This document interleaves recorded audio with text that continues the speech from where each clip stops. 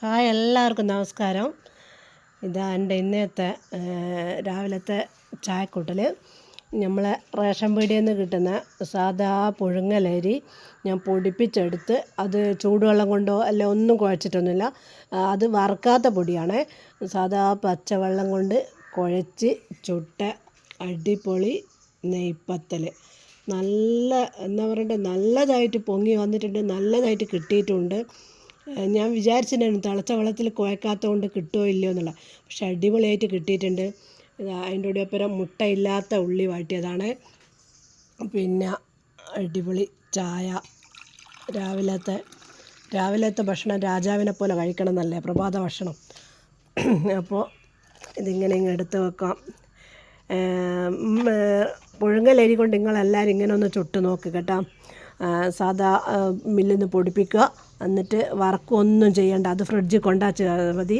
ഒന്നും ആവില്ല, കുറേ ദിവസത്തേക്ക് ഒന്നും ആവില്ല. നമുക്ക് എടുക്കുക, എന്നിട്ട് ഇങ്ങനെയെല്ലാം ഒന്ന് ചുട്ട് നോക്ക്.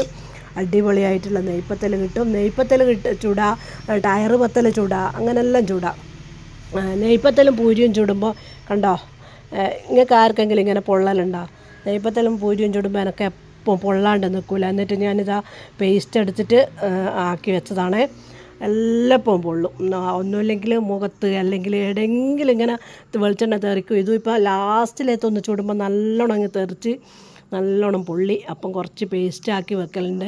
പേസ്റ്റാക്കി വെച്ചത് ആദ്യമെല്ലാം തേനേനും വെക്കൽ, ഇപ്പം പേസ്റ്റാക്കി വെച്ചതാണ്. അപ്പോൾ ചായ കുടിക്കട്ടെ. എല്ലാവരും ചായയെല്ലാം കുടിച്ചിട്ടുണ്ടാവുമെന്ന് വിചാരിക്കുന്നു. അപ്പോൾ എല്ലാവരും എൻ്റെ വീഡിയോ കാണുക, ലൈക്ക് ചെയ്യുക, ഷെയർ ചെയ്യുക, സബ്സ്ക്രൈബ് ചെയ്യുക. അപ്പോൾ ഓക്കെ, ബൈ ബൈ. ഇങ്ങനെ ഇങ്ങനെ എടുക്കുക. നല്ല ക്രിസ്പി നെയ്പ്പത്തൽ അടിപൊളി. ഞാൻ ചുട്ടുകൊണ്ട് പറയാനൊന്നല്ലേ, നല്ല രസമല്ലേ സച്ചു?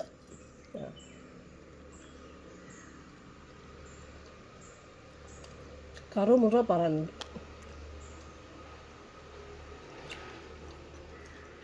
ഇതിൻ്റെ ഇടയിൽ മുട്ടയും കൂടി അടിപൊളി സൂപ്പറായിരിക്കും.